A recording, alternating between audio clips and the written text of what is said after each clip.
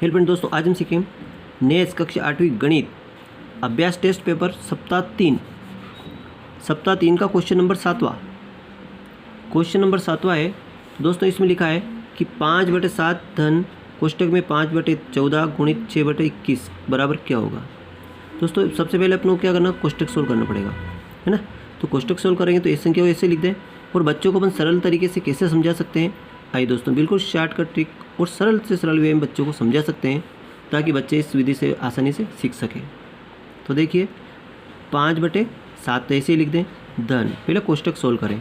तो कोष्टक सोल्व करेंगे तो इसमें क्या होगा, देखो यहाँ पे क्या होगा, देखिए 5/14 इंटू 6/21 इसको सोल्व करेंगे तो देखिए यहाँ 2 से काटेंगे, 2 तिया 6 और 2 साथी 14, फिर काटेंगे 3 एकम 3, 3 7 तो 21, ऊपर क्या बचा 5, साथ ही साथ ही कितना होगा 49। ठीक है, अब इन 7 और 49 का अपन एलसीएम लेंगे। ठीक है, देखिए ये 7 है, ये 49 है, इसका अपन एलसीएम यानी लघुत्तम एलसीएम यानी कि लघुत्तम समापवर्तक लेंगे। देखिए 7 से लगाएंगे, 7 एकम 7, साथ ही 49, फिर 7 से जाएगा 1 आएगा और 7 और 7 का गुणा करेंगे तो कितना होगा 49 होगा। तो यहाँ इसका एलसीएम कितना आएगा 49 आएगा। ठीक है, अब यहाँ बच्चों को समझाना है कि इस 7 का इस 49 में भाग लगाना है। तो 7 का कितने बार भाग जाएगा, 7 बार जाएगा, साथ ही 49। जो 7 आएगा उस 7 का 5 में गुणा करेंगे तो 7 पंजे कितना होगा 35 होगा। धन 49 को 49 में भाग लगाएंगे कितना आएगा 1 आएगा, 1 का गुणा 5 में करेंगे तो 5 एकम 5 आएगा। अब इस संख्या को जोड़ दीजिए तो 35 और 5 कितना होगा 40, तो 40/49 होगा, 40/49। ठीक है, तो ये अपना राइट आंसर होगा, 40/49 अपना राइट आंसर होगा। और ये ऑप्शन अपना डी में आ रहा है। कौन सा ऑप्शन में आ रहा है, डी ऑप्शन अपना 40/49 राइट आंसर हो रहा है। ठीक है, तो इस तरीके से बड़े आसानी से बच्चों को समझा सकते हैं। नेक्स्ट क्वेश्चन देखिए, इसी का क्वेश्चन नंबर 8वां। क्वेश्चन नंबर 8वां देखिए आप, ये भी बड़ा हार्ड स्पॉट क्वेश्चन है। बच्चों को इसने आसानी समझ में नहीं आता है कि प्रश्न क्या पूछ रहा है। प्रश्न पूछ रहा है कि 30 सेंटीमीटर लंबे एक तार की लंबाई कितनी है, 30 सेंटीमीटर लंबा एक तार है ना। ये यानी कि ये लंबा तार है, ठीक है, जिसकी लंबाई कितनी है 30 सेंटीमीटर है। ठीक है, अब इस तार को मोड़कर एक आयत बनाया गया। तार को मोड़कर क्या बनाया गया, एक आयत बनाया गया जिसकी चौड़ाई 6 सेंटीमीटर है। एक इसको मोड़कर क्या बनाया गया दोस्तों, एक आयत बनाया गया। बच्चों को इस तरह के समझाएं अपन कि एक तार है, इस तार को मोड़कर क्या बनाया, एक आयत बनाया गया, है ना। और इस आयत की जो चौड़ाई है ये कितनी है 6 सेंटीमीटर है। कितनी है 6 सेंटीमीटर है। ठीक है, तो पूछ रहा है कि लंबाई ज्ञात कीजिए। इसकी जो लंबाई है, ये लंबाई मतलब x बराबर अपनों को सोल्व करना है, ये अपनों को ज्ञात करना है। और एक आयत बनाया गया, क्या बनाया गया अपने यहाँ पे आयत बनाया गया। ठीक है, और अब दोस्तों आयत बनाया गया तो तार की लंबाई कितनी थी 30 सेंटीमीटर, यानी कि यहाँ से यहाँ तक जो आयत की लंबाई है ये इसका क्या हो जाता है दोस्तों, परिमाप होता है। ये क्या होता है दोस्तों, आयत का परिमाप। ये क्या हो जाता है, आयत का एक परिमाप हो जाता है। इसको क्या बोलते हैं, आयत का परिमाप बोलते हैं। क्षेत्रफल बीच वाला होता है और ये जो लंबाई इसकी गोलाई है ना चारों तरफ की, ये इसकी क्या है परिमाप है। और आयत के परिमाप का सूत्र क्या होता है दोस्तों, 2 कोष्टक लंबाई धन चौड़ाई, ये होता है। और आयत का परिमाप इसने कितना दिया 30 सेंटीमीटर के बराबर है। कितना दिया 30 सेंटीमीटर, क्योंकि 30 सेंटीमीटर से ही तो आयत बना, तो ये इसका परिमाप है। अब इस सूत्र से अपन इसको सोल्व करेंगे, है ना। तो अब देखो दोस्तों यहाँ पे लंबाई है, देखो ये 2 ऐसे ही लिख दें, लंबाई अपन ऐसे ही लिख दें, प्लस चौड़ाई अपने पास दे रखी इसने 6 सेंटीमीटर, तो चौड़ाई में 6 लिख दें अपन, बराबर 30 लिख दें। अब दोस्तों ये देखो यहाँ बराबर की संख्या है, 2 इधर है तो 2 से 30 कट जाएगा तो कितना आ जाएगा 15 ना।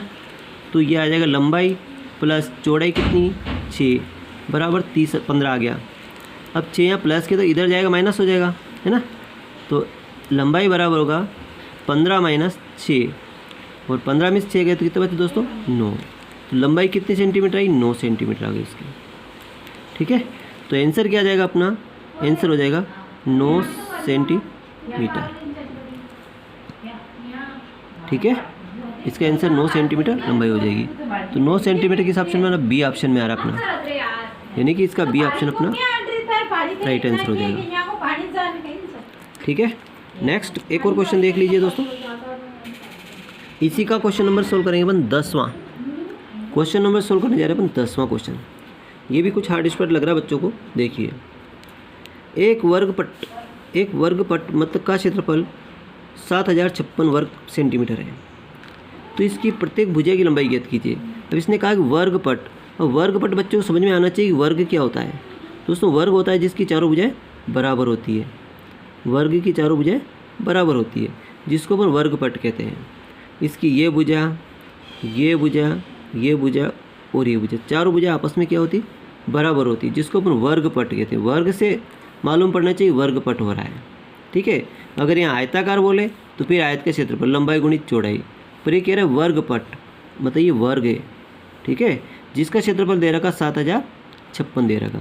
तो अब आपको मालूम होना चाहिए कि वर्ग क्षेत्रफल क्या होता है दोस्तों। देखिए, वर्ग का क्षेत्रफल, वर्ग का क्षेत्रफल बराबर होता है भुजा का वर्ग, भुजा का वर्ग। और भुजा का वर्ग बराबर क्या होता है दोस्तों, क्या दे रखा उसने, 7056 दे रखा। तो अपने को भुजा निकालनी है ना।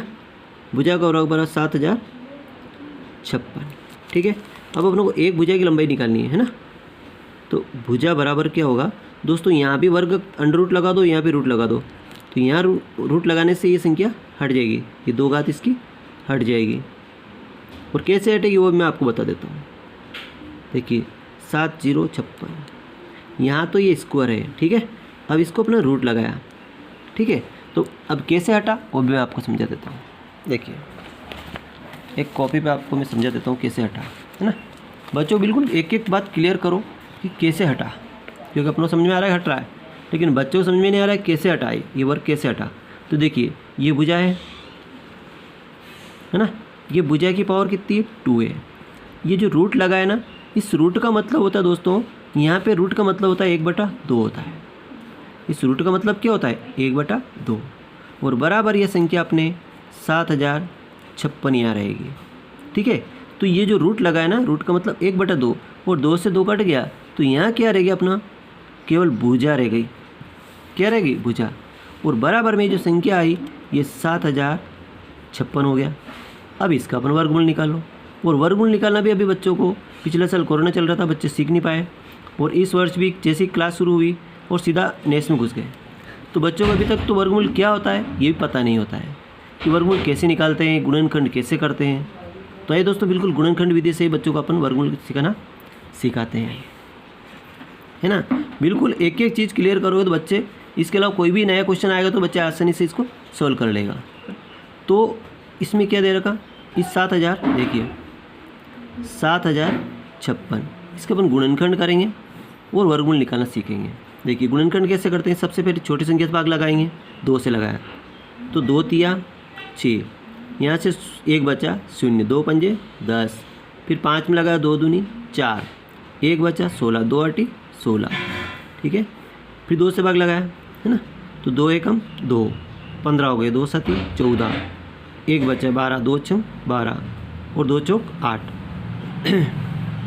अगला देखिए, फिर यहाँ सम संख्या है, सिर्फ 2 से लगेगा, 17 है तो 2 8 16, फिर 16 2 8 16, 2 दूनी की 4, फिर 2 से लगाया, 2 चौक 8, 2 चौक 8, 2 एकम 2।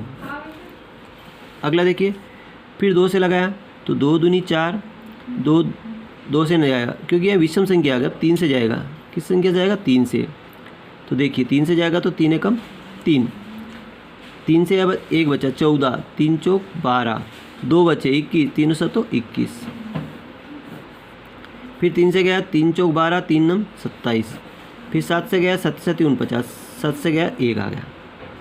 ठीक है, अब इन संख्याओं को 2 2 के जोड़े बनाना बच्चों को सिखाया अपन, है ना। तो 2 कितनी बार आया, 1 2 3 4 बार आया। देखिए यहाँ 2 गुणित 2 गुणित 2 गुणित 2, ठीक है, 2 1 2 3 4 बार आया। फिर 3 कितनी बार आया, 2 बार आया, तो गुणित करके 3 गुणित 3। इसके बाद देखो फिर 7 2 बार आया, तो 7 × 7, अब यहाँ पे वर्गमूल निकाल रहे हैं, इसलिए दो दो के जोड़े बनाना बच्चों को सिखाएं कि इन दो संख्याओं का एक जोड़ा, फिर इन दो संख्याओं का एक जोड़ा, इन दोनों संख्याओं का एक जोड़ा और इनका एक जोड़ा।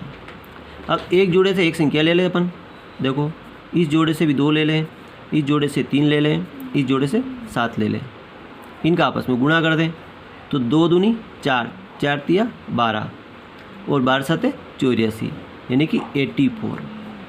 तो 84 अपना राइट आंसर हो जाएगा। तो उसकी भुजा की जो नाप है वो कितनी आएगी, 84 आएगी।